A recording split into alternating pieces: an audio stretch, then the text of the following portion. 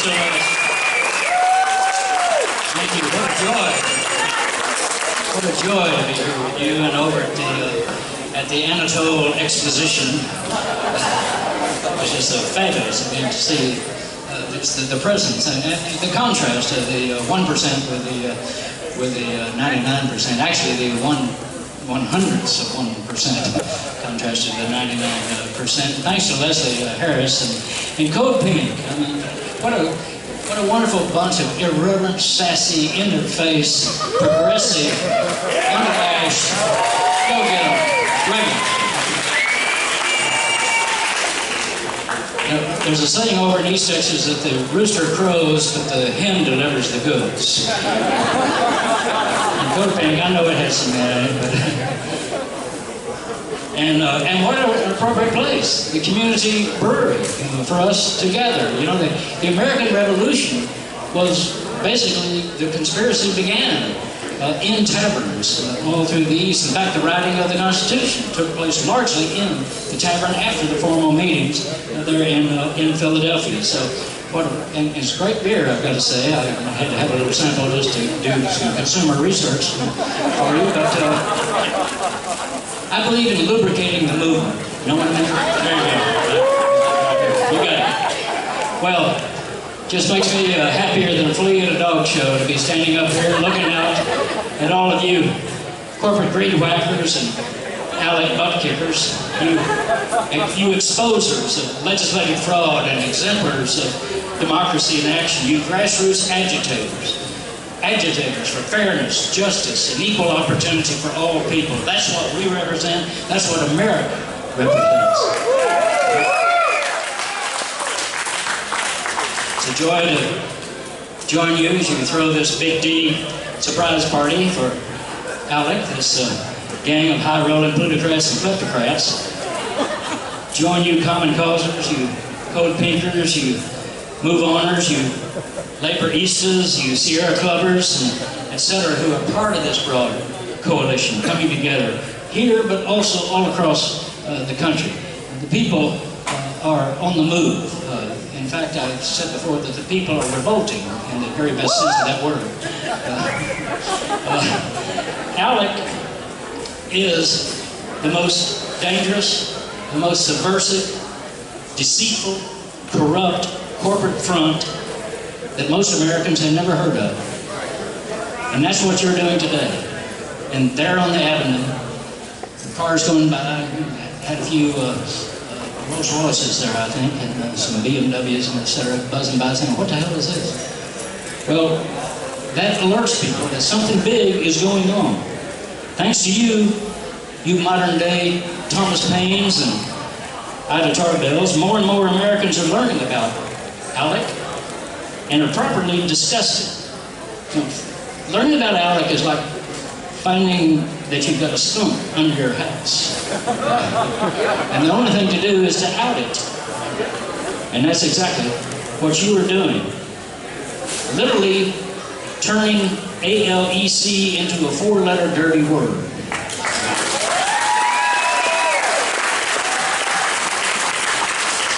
But you're also doing it in great style. You're the great big pink hog down there, I love that sucker. Your showdown at the ranch coming up, you billionaires for ALEC, etc., mocking them as they gather in secret to try to make a mockery of our democracy. That's really what this is about. But I've got to tell you, you're doing it in the right spirit, because I can tell you from experience that battling the bastards is just about as much fun as you can have with your clothes on.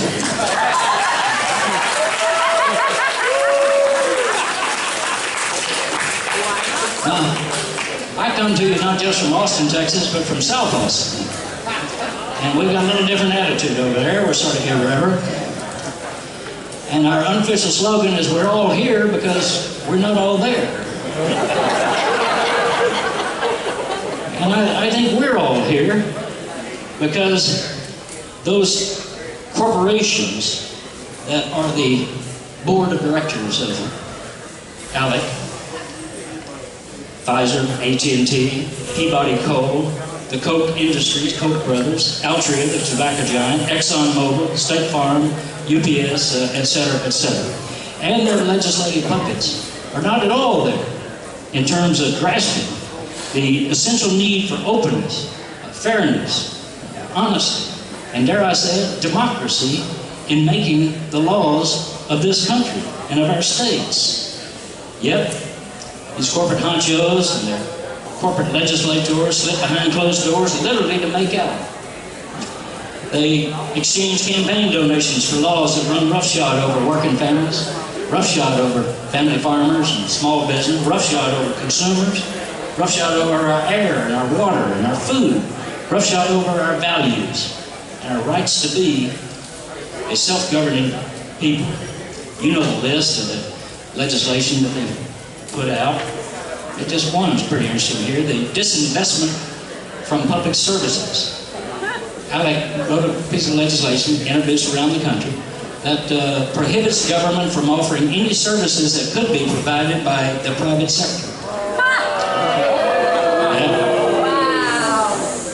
Some of the duller legislators, by the way, even make the mistake of forgetting to take ALEC's name out of their legislation, which is kind of fun. Here's one in Florida. State Representative Rachel Bergen introduced a bill that included ALEC's mission statement right at the top of that. So that's very helpful.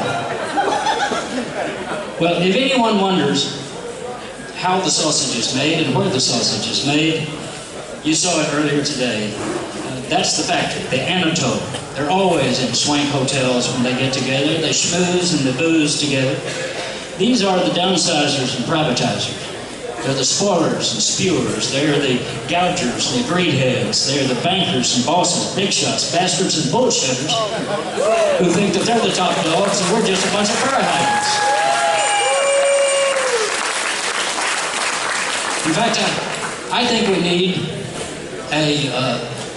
a truth in legislating law. Not unlike NASCAR and some of the golf pros. You know, make lawmakers wear the logos of the corporations that wrote their bills on them. I think maybe we would get a clearer picture of what's really going on if we did that. Well, look at the lineup of right-wing cokeheads speaking at ALEC's corruption palooza that they're having over there at the Anatole today and tomorrow. They've got Rick Oops Perry, of course. The guy who really puts the goober in gubernatorial.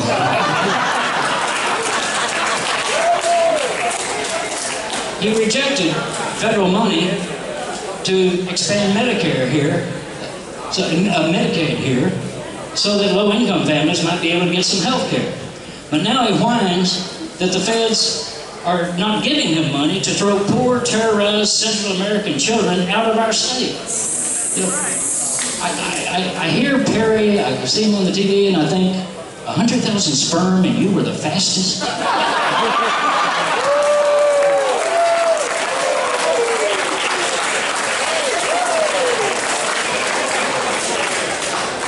We've got Governor Pat McCrory, North Carolina, soon to be ex-governor Pat McCrory, North Carolina.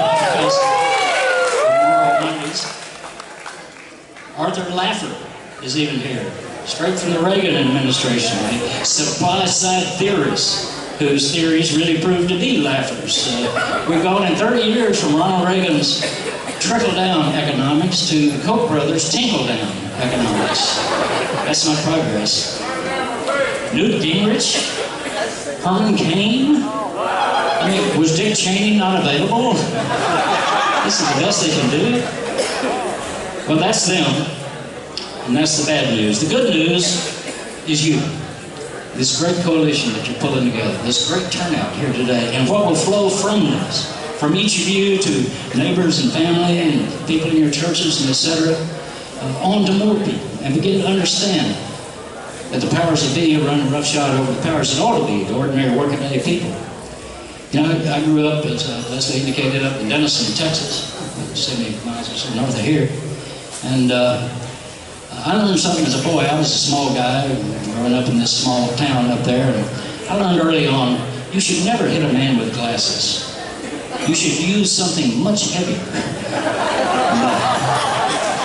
Well, you are our heaviest tool. Ordinary workaday people who are daring to stand up against this thief by the likes of ALEC. We don't have to convince the American people that ALEC's cozy collusion is corrupt. We just have to bring the colluders outdoors so that people can see them and get a whiff of them. After all, people already know that their legislators are stiffing them. I mean, even a dog knows the difference between being stumbled over and being kicked, right? We're being kicked. That's why the public approval rating of most state legislatures is lower than the public approval rating of the Ebola virus. I was in Wisconsin a couple of years ago for that huge rally up there against Scott Walker. 150,000 people out there. And as I was speaking at the podium, I looked over the wonderful homemade signs and walked over, and this lady had a sign that said, "You screw us, we reproduce." And that's the truth of it. We're expanding, we're increasing, making people aware. So now there's more agitating, organizing, harmonizing, and mobilizing than ever before. You've got the Moral Mondays movement. North Carolina, now in Georgia, now in South Carolina, and all across that country there. It's expanding. It's going to go everywhere because it's right. It's challenging the thievery. Not just thievery of particular programs, but the thievery of our values, fairness and justice and opportunity for all. I was last week speaking to the American Postal Workers Union, their convention, national convention up in Chicago. It was a great event. Mark Dimstein's the new president of that, and they've gotten all four of the postal unions together for the first time in years. They're beginning to move together, wants to form coalitions with Sierra Club, with all kinds of environmental groups, consumer groups, and et cetera, and build something bigger than what we have now. They're on the move. We've got this Trans-Pacific Partnership thing. Believe it or not, even Obama is trying to shut it down our throats. I go Saturday, and I know some of you will be there, down to San Antonio, because the CWA is pulling together down there. I'll be with Larry Cohen and that great bunch, pulling together to fight this Trans-Pacific Partnership. That is a fight we can win, because the right wing doesn't like it either.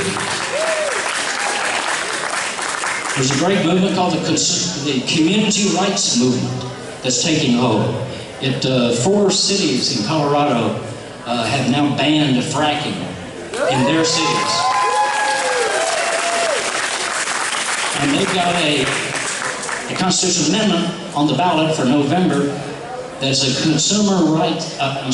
community rights amendment, saying that communities have rights that are superior to corporations. If we don't want to frack, we don't have to take it. And by the way, we even have a group, we'll just give you a little notice of this, that is the alternative to ALEC. It's called ALICE. And it's a great group started by a friend of mine, Joel Rogers, up in Madison, Wisconsin.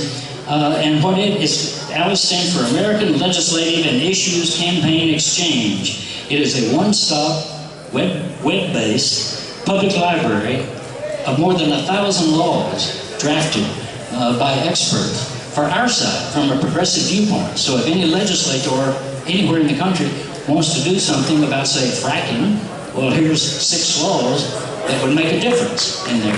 And it's free to everybody. So that's our alternative to it.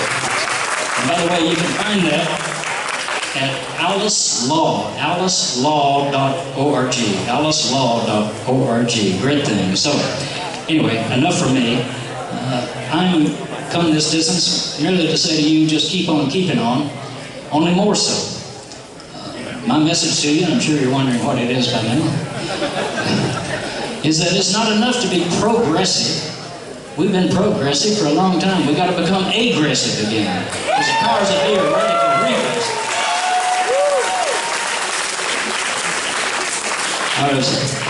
I was up in Vermont a couple of years ago campaigning for our friend Bernie Sanders, and the guy came up after this political event wearing a big old political button. It was huge. And it was the best one I've ever seen. It said, wearing a button is not enough. We can't be a nation of button wearers. We've got to do what you're doing. Get in the face of power. Dare to confront them. because they can't stand it. You know, Lyndon Johnson said you can't make chicken salad out of chicken shit. And that's all they got going for them. We just have to expose them, that's all. Well, I'll leave you with this thought. It's from the late great Southern humorist, Louis Grizzard, who said something that we in the South have always known to be true. And that is that there is a great big difference between being naked and being naked. Being naked means you have no clothes on. Being naked, that means you have no clothes on and you are up to something. So let's get naked together. Thank you very much. Proud of what you're doing.